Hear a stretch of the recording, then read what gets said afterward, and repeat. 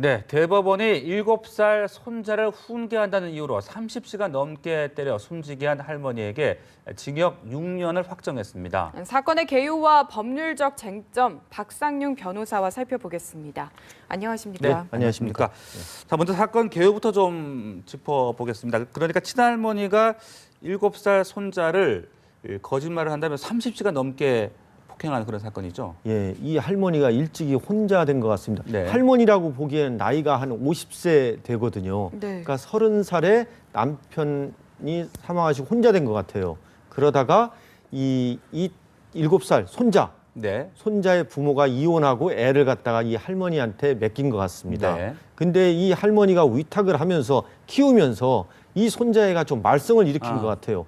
돈을 막 5천 원 훔쳤는데 꾸지람하니까 나 안 훔쳤어요 해가지고 막 그 거짓말하고 그러니까 네. 얼마나 화가 난 모양인지 제가 볼 때는 좀 완전히 좀 그 분노성에 가까운 것 같습니다. 한 30시간 동안 애한테 무릎 꿇리고 그다음에 손 들게 하고 그리고 빗자루로 때렸다고 합니다. 네네. 그래서 아이가 쇼크사로 사망한 겁니다. 네. 그래서 1심에서 전주지방법원에서 징역 6년이 선고됐는데 이게 2심도 징역 6년이 됐고 대법원에 이 할머니가 조금 이 6년형이 과중하다고 항소 상고한 모양이에요. 네네. 근데 대법원에서 6년형 적당하다 해가지고 확정이 됐다고 합니다. 네. 아무리 화가 나도 어떻게 30시간을 아이를 때릴 수 있나 이런 생각이 드는데요.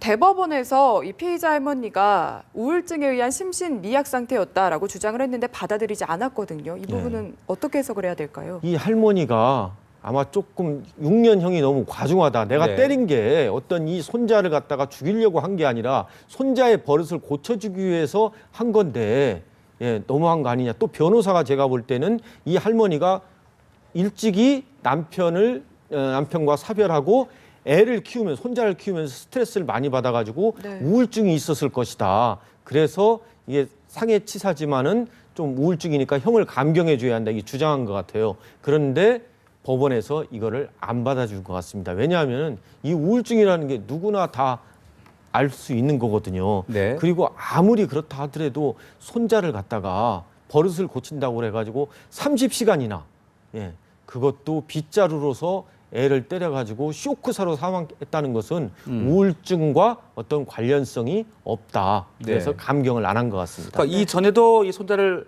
학대한 적이 있었던 겁니까? 제가 볼 때는 밝혀지지 않아서 그렇지 아마 많았을 겁니다. 왜 그렇겠습니까? 이 할머니가 혼자 된 데에다가 네. 또 이 아이 부모가 이 할머니한테 애를 맡기고 가버린 겁니다. 그러니까 가뜩이나 살기도 힘들지 또 애는 손자는 손자대로 아마 말썽을 일으켰을 거고 또 어떤 이 분노 이런 게 그 손자에게 그대로 투영되지 않았을까 그런 생각을 해봅니다. 네.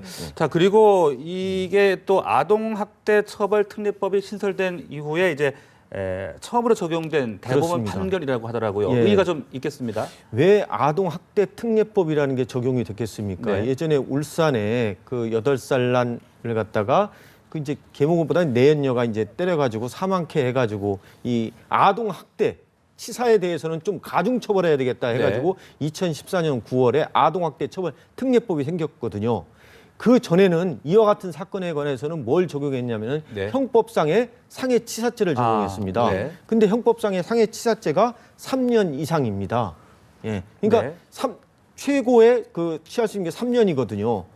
그런데 아동 학대해가지고 사망한 경우에는 아동 학대 치사죄로 해가지고 아동 학대 처벌 특례법에 의해서 어떻게 돼 있냐면은 이 무기 또는 5년 이상의 징역입니다.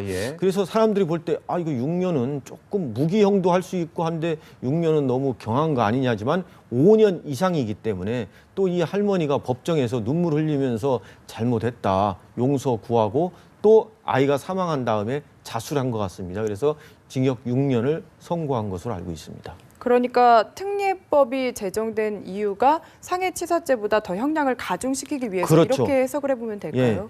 아동은 일반 사람들보다는 학대나 그로 인해서 사망할 경우에는 좀 가중 처벌해야 한다는 겁니다. 특히 부모라든가 부모가 자기가 부양하고 있는 아동을 학대해가지고 치사할 경우에는 친권 상실까지 할 수 있거든요. 예, 예. 예, 그 전에는 이런 게 없었습니다. 네. 그러니까 형법상으로는 뭐 아동학대죄가 아직 생긴 건 아닌 건죠? 그렇습니다. 네. 예, 형법에는 아동학대치사죄가 없고 예. 그냥 이런 경우에는 상해치사죄로 적용할 수밖에 없는데 네. 이런 경우에 징역 6년이 나올 수 있느냐?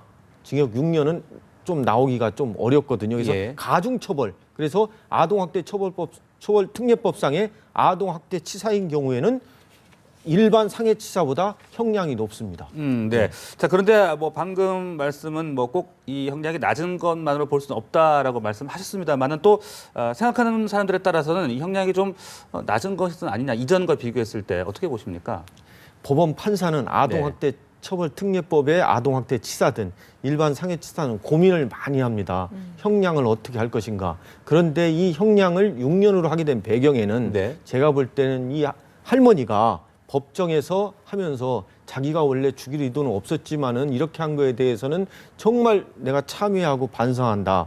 또 이 사건 나고 난 다음에 본인이 자수까지 하고 그러한 정황이 좀 많이 반영되지 않았을까 네. 하는 그러한 생각이 들고요. 또 판사는 이 할머니에게 혼자다 할머니에게 이 아이를 맡긴 이 부모에게 문제점이 또 있다. 또 책임이 이런 거를 있다. 그렇죠. 네. 이런 거를 여러모로 생각해 가지고 내리지 않았을까. 근데 문제는요. 이와 같이 지금 할머니, 할아버지가 또는 외할머니가 키우는 자녀들이 우리 사회에 많다는 데 그렇죠. 문제가 있습니다.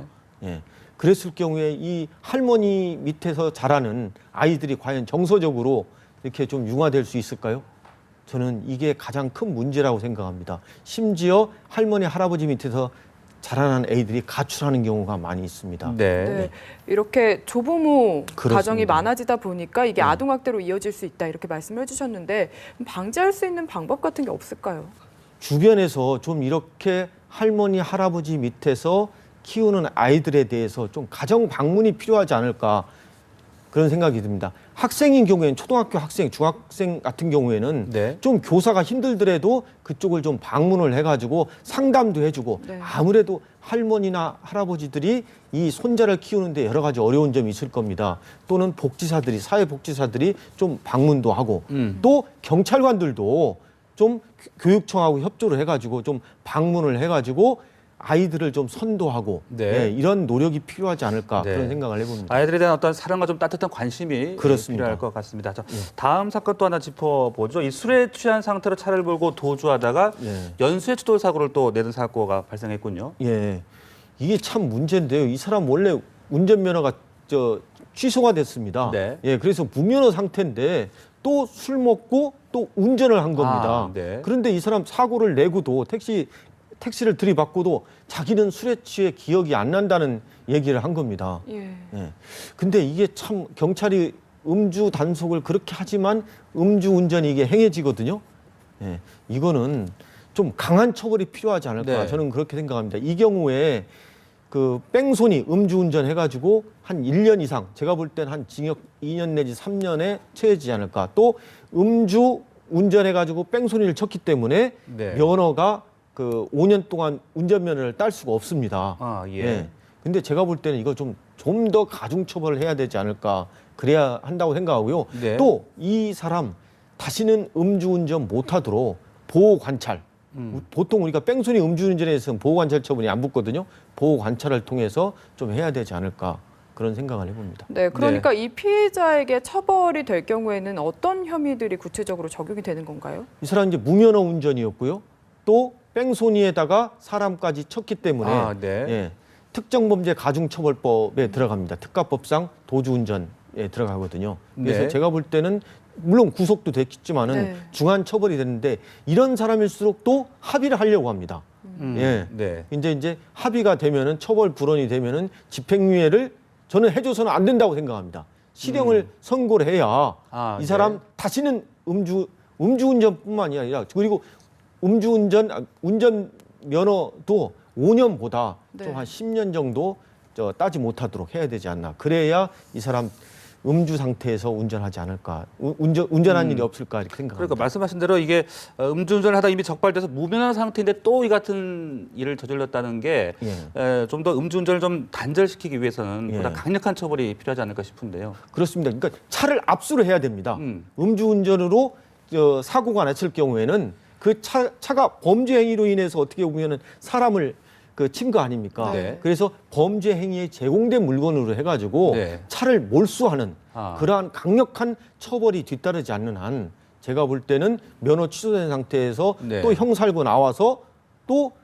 운전에 적발되지 않으면 그만이거든요. 그러니까 면허가 취소가 되고 정지된 상태여도 운전을 해도 뭐 사실상 뭐 막을 방법이 그렇죠. 없겠네요. 적발되지 않으면 교통사고가 나지 않거나 또는 경찰이 불신 검문에 의해서 운전면허증 제시 없이 이렇지 않는 한 이 그러니까요. 사람은 마음 놓고 운전할 수가 있거든요.